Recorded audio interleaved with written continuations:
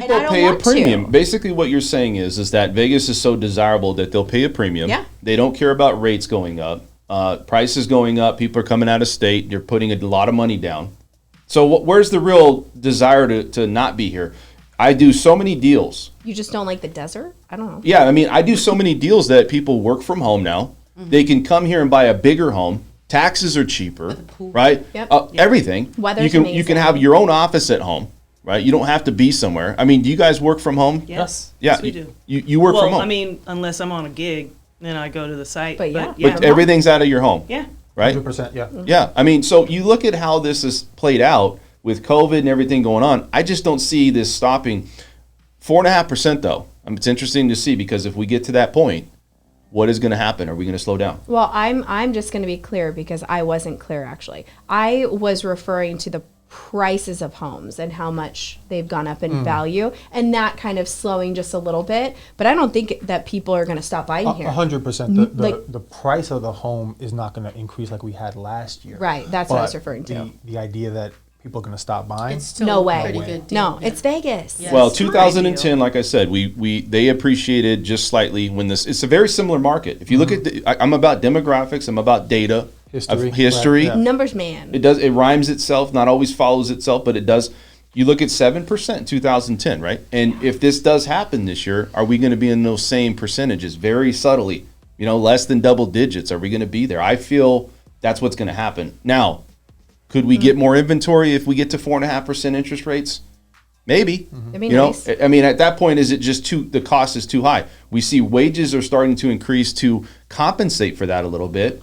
But 4.5% versus you said 2010 it was 7%. Is that what you just said? Well, no, the appreciation in the amount of home, not the appreciation, but the amount of buyers that came in and still bought, it appreciated where people continued to buy in that market only year over year, about 7% in 2010. This year might be the same story. And I got to say one more thing about social media and this whole aspect too, is that social media has become the ultimate way that people end up wanting to keep up with the Joneses. Yes. So they see other people buying, right? Therefore, it's still a great time to buy, right? Everybody's going to put their wins on social media. So if they see their neighbor move down the street for a new home, they're going to want to do the same thing. Like I was telling them before we started the podcast, there are people who just refied and they're trying to then go into the home swap. And I'm like, what do you? That's another thing. So look, you have a rate right now of 4%. Why would you move from your house?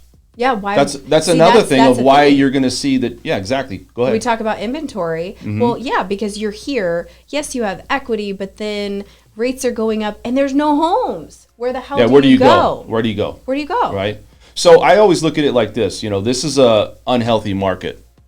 People think it's a healthy market, right? Because it's like, oh, well, homes are going up. Yeah, the seller is writing, their check to the bank right now. The seller's a home selling their house. But this is not this is an unhealthy market. You're seeing a bigger difference between the lower and middle income families versus the higher income families. And the higher income families are the ones dominating the market, right? They're the ones that could come in and put $20,000, $30,000, $40,000 above. The average person out there just trying to work and make a living, they're not going to be able to buy a house today. I mean, let's just be honest with you. Truth. You need down payment assistance. It's not going to happen. Right. I think we're out of that And I assistance think program. just 3 years ago, what you just said was the opposite. The average person in Vegas could buy a home. Yes. But now 3 years later, it's becoming more where you'd have to have a co-borrower or something like that to help you along, and DPA is not going to take you along. 100%.